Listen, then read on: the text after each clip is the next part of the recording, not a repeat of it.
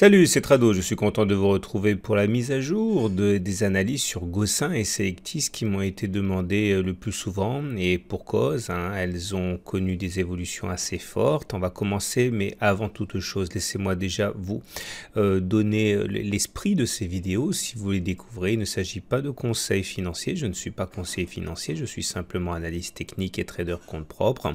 Donc tout ce qui suit ne doit être pris en considération qu'une fois que vous aurez déjà vous-même une opinion acheteuse ou vendeuse sur l'action en question. Cette analyse peut vous aider par la suite à optimiser vos points d'entrée.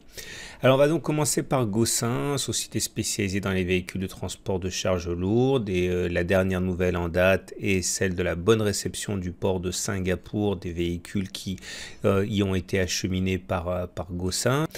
Et voilà ce qu'on disait le 26 février 2018, et en ce sens il n'y a pas grand chose de neuf, c'est une capture d'écran qui date donc de la dernière vidéo, et j'expliquais que malgré la précédente hausse à laquelle on avait assisté, il fallait attendre de retourner sur 0,3 € pour acheter sur un support. Vous pouvez retrouver la vidéo pour plus d'informations, et voilà ce qui s'est passé. Effectivement, les cours sont revenus chercher les 0,3 € et depuis on est reparti comme une balle. Alors pour la suite, je vais répéter simplement ce que j'ai déjà dit et qui est important si vous avez une stratégie d'accumulation de long terme sur Gossin. L'idée, c'est qu'il faut que vous compreniez ce que c'est qu'une résistance et un support. Une résistance, c'est une zone qui a du mal à être cassée, comme les 0,54. C'est une résistance. 0,66, 0,68, c'est une résistance aussi. C'est un peu plus loin dans le graphe, on ne le voit pas, mais c'est une zone qui a bloqué les cours. Donc, vous avez également des supports. Des supports, c'est des zones sur lesquelles on a tendance à rebondir. On a du mal à descendre plus bas. Et c'est ce qui s'est passé, par exemple, ici. Et vous avez également un autre support ici à 0,12, 0,13. Et selon la stratégie de la méthode d'accumulation rationnelle, que vous pouvez vous procurer sur mon site, l'idée c'est qu'il faut rentrer en plusieurs fois, et une fois que vous êtes rentré en plusieurs fois, une fois que vous avez décidé de rentrer en plusieurs fois, que vous avez déterminé le montant et que vous voulez investir et les différentes tranches, il faut repérer les résistances et les supports, et il faut préférer rentrer sur cassure de résistance et sur retour sur support. L'idée, c'est qu'il ne faut pas acheter par exemple aux alentours de 0,54 parce que vous risquez d'avoir un reflux comme la dernière fois. Par contre, si on clôture en données hebdomadaires au-dessus de 0,54, là par contre, effectivement, ce sera un bon moment éventuellement pour accumuler si vous pensez que Gossin mérite d'être dans votre portefeuille. Inversement, il faut essayer d'acheter aux alentours de 0,3 ou éventuellement de 0,12, 0,13 si on y va.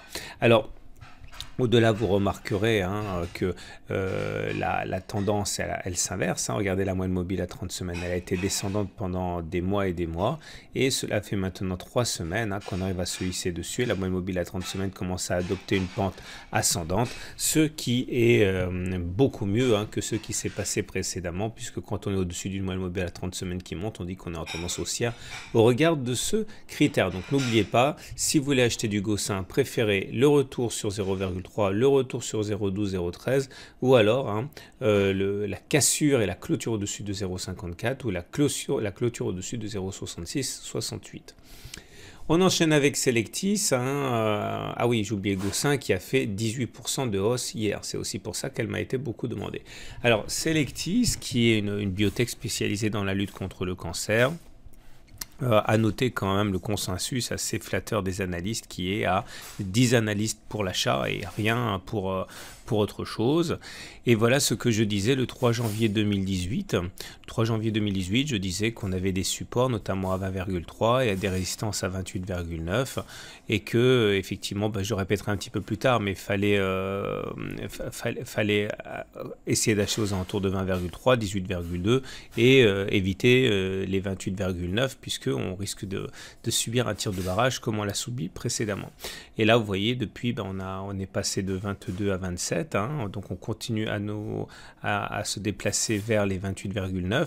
Alors je réactualise un petit peu le graphe parce qu'on peut rajouter des zones de support et de résistance. Donc on retiendra bien les 30 ici comme une zone de résistance. Vous voyez comme les cours butent systématiquement. Il faut faire attention, il ne faut pas acheter aux alentours de 30, hein, par exemple, c'est dangereux. Vous voyez bien qu'on a subi surtout des dégagements. Par contre, vous avez des nouveaux points de support, notamment les 22,5, 23,4.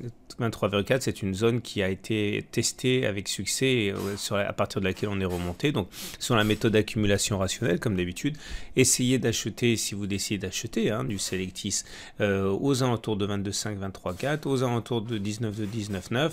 En cas de clôture au-dessus de la zone des 30,2, hein, et n'oubliez pas que le consensus des analystes, il est à 38 euros. C'est pas 54%, par contre, ça a été calculé lorsque le cours était plus bas, mais enfin, il est à 38 euros. On pensera également à regarder la moyenne mobile à 30 semaines, dont la pente ascendante, comme ça, montre bien que la tendance est haussière sur Selectis. Voilà ce qu'on pouvait dire pour Selectis. Je vous souhaite une très bonne journée et je vous dis à très bientôt pour une autre analyse technique. Dès demain.